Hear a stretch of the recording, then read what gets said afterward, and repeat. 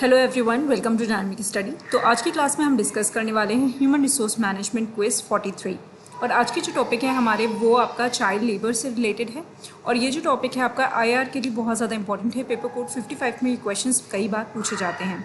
तो चलिए स्टार्ट करते हैं क्लास। तो हमारा पहला क्वेश्चन है, the child labour prohibition and regulation act 1986 is an example of. तो यहाँ पर आपको बताना है कि child labour prohibition and regulation act कौन सी तरीके का एक लेजिस्लेशन है।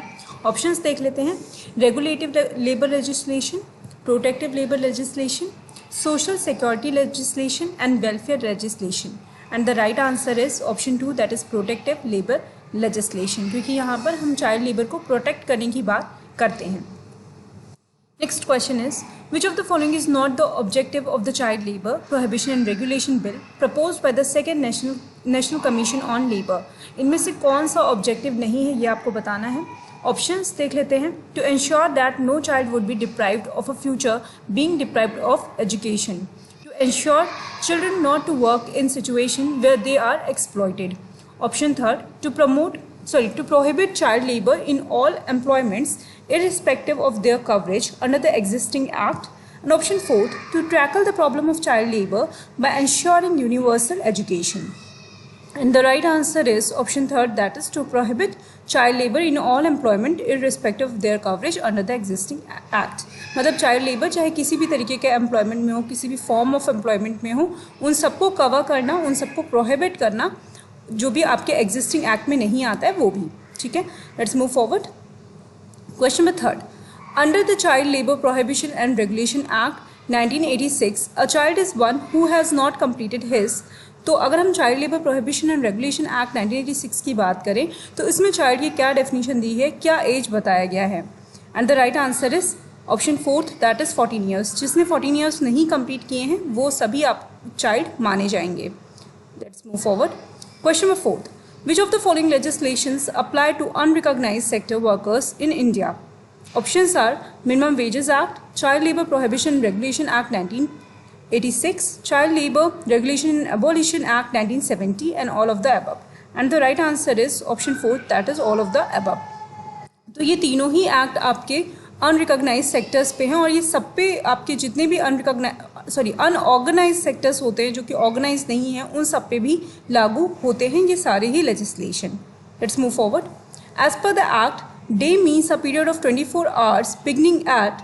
अगर हम इस एक्ट की बात करें तो जो डे की डेफिनेशन दी है वो क्या होता है, कितने आवर्स से इसको स्टार्ट मानते हैं हम। अगर 24 आवर्स हम देखें तो ऑप्शन हैं आपके morning 8 AM, noon, evening 4 PM and midnight. And the right answer is option 4, that is midnight. Midnight से ये स्टार्ट होता है आपका। Next question is, as per the act, week means a period of 7 days beginning at midnight on. तो इस act में week हम कब मानेंगे, कब से ये स्टार्ट होता है। And the options are Sunday, Monday, Saturday and Thursday. And the right answer is third, that is Saturday. Saturday at midnight आपका वीक स्टार्ट होता है। Next question number 7. Anybody who contravenes the provision of Section 3, Prohibition of Employment of Children in certain occupations and processes shall be punished with minimum dash while may extend up to dash of imprisonment. तो आप इसको अच्छे से पढ़ लीजिए questions. तो अगर कोई भी ऐसा है जो कंट्रवीन करता है इस प्रोविजन में जो कि सेक्शन 3 में दिया हुआ है, उसको क्या पनिशमेंट दी जा सकती है, minimum and maximum time frame क्या है, ये आपको बताना है। And the right answer is option 2, that is 3 months to 1 year। 3 month minimum punishment दी जा सकती है और ये आपका बढ़ सकता है 1 साल तक। Question number 8, which section of the act details out the provisions related to health and safety under the act? कौन सा प्रोविजन है जो कि आपका, या कौन सा आपका सेक्शन है जो कि हेल्थ प्रोविजन से रिलेटेड है, हेल्थ एंड सेफ्टी से। And the right answer is option third, that is section 13। Question number 9, as per the act a child should not be permitted to work between. अगर हम इस act की बात करें तो एक चाइल्ड को कब से कब तक वो काम नहीं कर सकता है। And the right answer is option 2, that is 7 PM to 8 AM। 7 PM से 8 AM तक कोई भी चाइल्ड काम नहीं कर सकता है, वो परमिट नहीं किया जाएगा कि वो वर्क करे।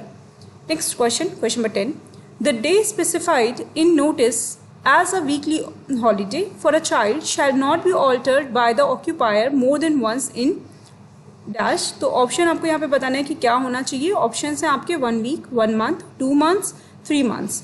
तो अगर हम बात करें कि आपका वीकली हॉलीडे की बात की गई है तो कब से कब तक होना चाहिए, एटलीस्ट वीकली हॉलीडे देना हो चाहिए।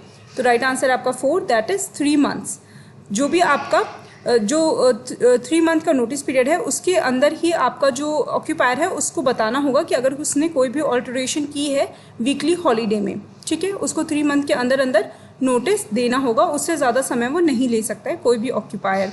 तो ये आज के आपके क्वेश्चंस हैं। आई होप सारे क्वेश्चंस आपको क्लियर होंगे। कोई कन्फ्यूजन है, कोई डाउट है तो आप कमेंट करके पूछ सकते हैं। Thank you so much. Keep on watching and keep on learning.